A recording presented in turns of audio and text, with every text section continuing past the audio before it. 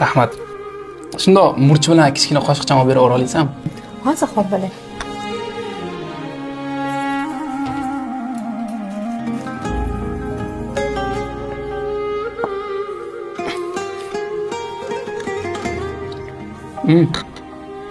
Rahmat.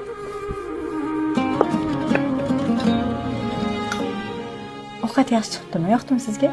Ha, juda zo'r chiqibdi lekin. Qo'ling dard ko'rmasin. Osh bo'lsin.